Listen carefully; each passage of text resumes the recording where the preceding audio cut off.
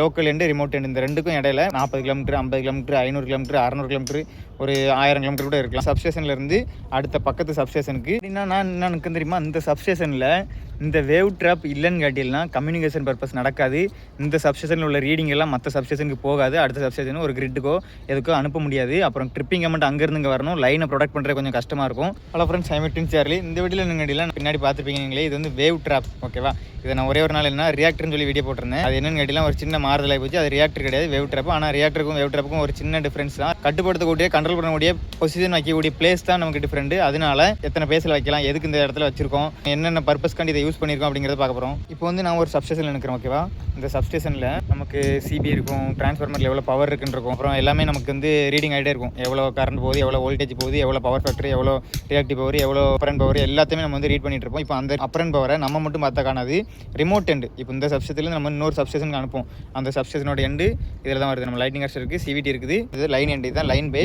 இந்த இடத்துல லைன் இனிமே தான் வரும், இன்னும் வரல. டவர் கட்டிக்கிட்டு இருக்காங்க. இந்த வேவ் ட்ராப் எதுக்கு இதை யூஸ் பண்ணுதுன்னு கேட்டிங்கன்னா, அந்த கம்யூனிகேஷன் பர்பஸ். நம்ம சப்ஸ்டேஷனில் இருந்து அடுத்த பக்கத்து சப்ஸ்டேஷனுக்கு இது லோக்கல் எண்டு ரிமோட் எண்டு இந்த ரெண்டுக்கும் இடையில ஒரு 40 கிலோமீட்டர் 50 கிலோமீட்டர் 500 கிலோமீட்டர் 600 கிலோமீட்டர் ஒரு 1000 கிலோமீட்டர் கூட இருக்கலாம். ரெண்டு வழி தான் இருக்கு நம்ம சான்ஸ். நம்ம என்னன்னா கம்யூனிகேஷன் பர்பஸ்க்கு ரெண்டே சான்ஸ் தான். ஒன்று வந்து கேபிள் போட்டு இங்கேருந்து அந்த 600 கிலோமீட்டர் 700 கிலோமீட்டர் போட்டு அங்கேருந்து சிக்னல் எடுத்துகிட்டு வரக்கூடியது, இங்கேருந்து அனுப்பக்கூடியது, அங்கேருந்து வாங்கக்கூடியது. அதுக்கப்புறம் நம்ம இங்கேருந்து ஒரு இன்டர்நெட் சிக்னல், வேவ் சிக்னலை நம்ம வந்து நம்ம இன்டர்நெட் மூலமா அனுப்பி அதுக்கப்புறம் அங்கே ரிசீவ் பண்ணி அங்கே எடுக்கிறது வந்து இன்னொரு சிக்னல். இப்போ வந்து நம்ம இதுக்கெலாம் வந்து ரொம்ப கொஞ்சம் காஸ்ட்லி எடுக்கும். அப்படிங்கும்போது நெட்டிலாம் நம்ம வந்து அந்த சிக்னலை அனுப்புறதுக்கும் நம்ம வந்து அந்த சிக்னலை வாங்குறதுக்கும் நம்ம டிரான்ஸ்மிஷன் லைன் வருமா, அந்த லைன்லேயே டிரான்ஸ்மிஷனும் ஆகுது, ரிசீவும் ஆகுது. இதுதான் நமக்கு வந்து அந்த வேவ் ட்ராப்போட பர்பஸ்.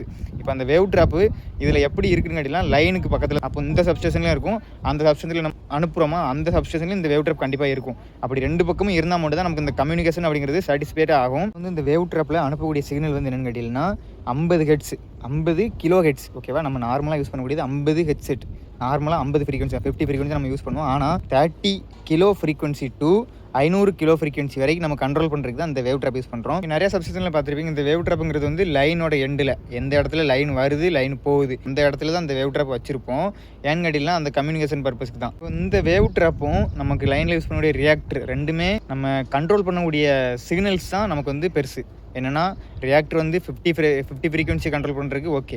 ஆனால் நமக்கு வேவ் ட்ராப் வேணுங்கிறது என்னென்னா அதோட ஸ்ட்ரக்சரும் வேறு, நம்ம ரியாக்டரோட ஸ்ட்ரக்சரும் வேறு, கண்ட்ரோலிங் பர்பஸ்னால அது வந்து சேஞ்ச் ஆகுது.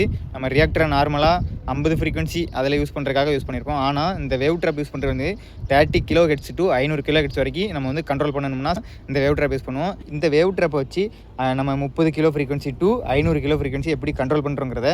இதை பற்றி எதனா டவுட் இருந்துச்சுன்னா அதை கமெண்ட்டில் சொல்லுங்கள். அடுத்த ஒரு இல்லை டீட்டெயிலாக பார்ப்போம். தேங்க்யூ.